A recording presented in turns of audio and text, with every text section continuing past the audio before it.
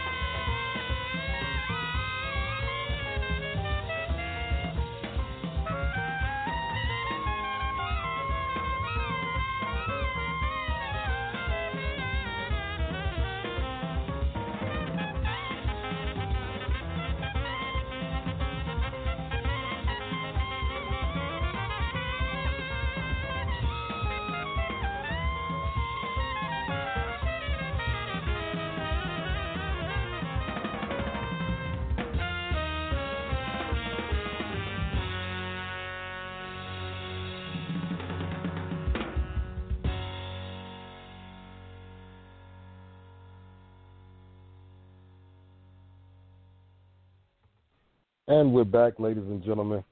So, what you find out, Mark? Still waiting to hear from some folks, but hopefully they'll be calling very shortly. Hey, I just found out I've got power again. Hey, that's a real good thing.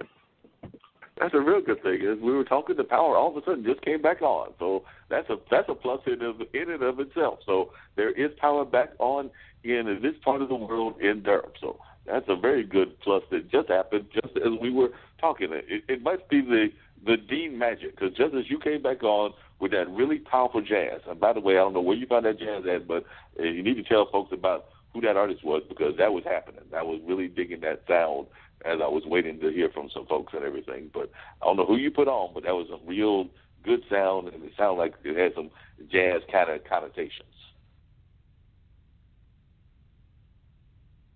That was... So, Dean? Yeah, who was that? That was Kobe Watkins, one of our past guests. Yeah, Kobe was rocking it, and I'm glad he was able to put on some of his music, because that was some real good sounds. And Kobe's right here teaching at Central, so definitely one of our good guests from the past, and I think folks definitely enjoy his sound. So if you're a jazz fan, like you said, that's one of our local folks here, and we have a great jazz community.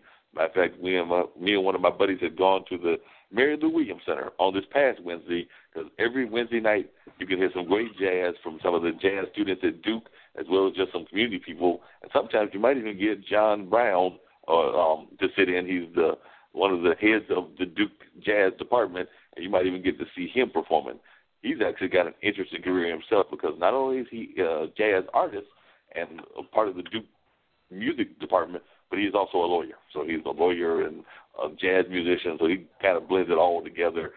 But like I said, Kobe is a great musician. I think Kobe might have even sat in on one of those sets. I know he sat in on a couple of jam sessions, but who knows, maybe he sat in on John Brown's thing. But that is something that folks can check out in Durham, is John Brown's thing that goes on regularly.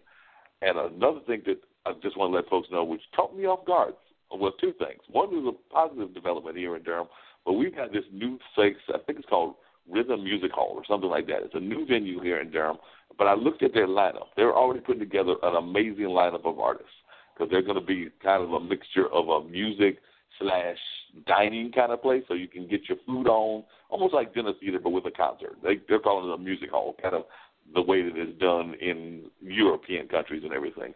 But when I looked at their first lineup, and this brother named Victor Graham and his wife are the... Not at this time, boss. Huh? What did you say, Dean? Oh, sorry. I'm actually doing two things at one time. So no problem. I am on, unfortunately, they scheduled a good old meeting at the same time, so I'm halfway listening and I just forgot to hit the mute button. So excuse that right there, because I thought I hit the mute button on this side. See, that's what happens when you try to juggle too many things. at the same time. But what I was saying about the new spot is, just among the acts that they have booked Blood, Sweat, and Tears, I believe, is their first act, and that'll be sometime, I want to say they scheduled that either for late November or early December. But they have also booked Crystal Gale. So even though it's a brother that's doing this, they're not leaving it just to the brother alone and the brothers and sisters alone. So they booked Crystal Gale, the world-famous country singer.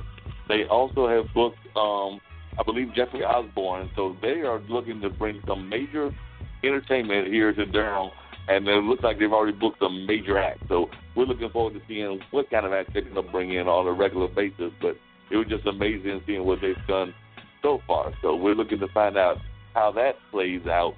But then on the Saturday side, the View, which is one of my favorite spots, it said that next year, 2019, they're going to back off from music to some degree. So they're not going to have music on the weekend, but they're going to become more of a coffee house dinner kind of spot.